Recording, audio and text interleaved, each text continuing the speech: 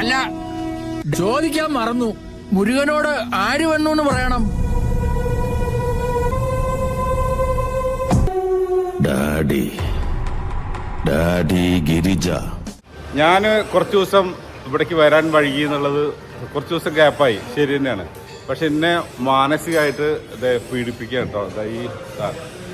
എന്നെ ഞാൻ കുറച്ച് ദിവസം ഗ്യാപ്പായി, എന്നെ ഭയങ്കരമായിട്ട് മാനസികമായി. എന്താ പറയാനുള്ളത്?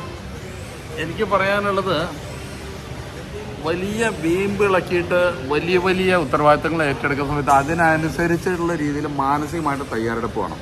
എത്ര കിലോ എന്തൊക്കെ ആകർഷണങ്ങൾ കണ്ടിട്ടുണ്ടെങ്കിലും ശരി, അതിൽ പ്രലോഭിതരായിട്ട് അതിന്റെ പിന്നാലെ പോകാനും താന്റെ മെയിൻ സ്ട്രീം എന്താണോ താൻ ഉറപ്പിച്ച് വെച്ചിരിക്കുന്നത് ആ ലക്ഷ്യത്തിൽ ഞാനൊരു വാക്ക് പറഞ്ഞു പോയി, ഞാൻ വെയിറ്റ് കമ്മിയാക്കുന്നത്. അതിന് എന്നെ വല്ലാതെ ഏറ്റവും കൂടുതൽ എന്നെ പീഡിപ്പിക്കുന്നത് 130 കിലോ.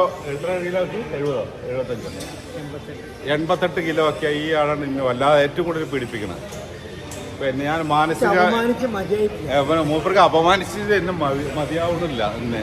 എന്നെ വല്ലാതെ പീഡിപ്പിക്കണം. ഉമ്മർക്ക എന്നെ വല്ലാതെ ആൾക്കാർ ഇവരൊക്കെ പീഡിപ്പിക്കുകയാണ്. ഞാൻ 75 കിലോ ആക്കുമെന്ന് പറഞ്ഞു പോയി.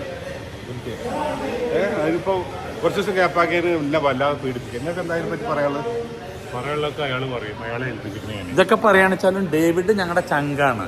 ഡേവിഡ് ഇല്ലാത്തതുകൊണ്ട് ജിം ഉറങ്ങിപ്പോകുന്നു. അതുകൊണ്ടാണ് ഞങ്ങൾ എന്നെ വല്ലാതെ പീഡിപ്പിക്കുന്നത്. മാനസിക പീഡനം വല്ലാതാണ്. അത് ഞാൻ എന്നാ വേഗം നോക്കട്ടെ.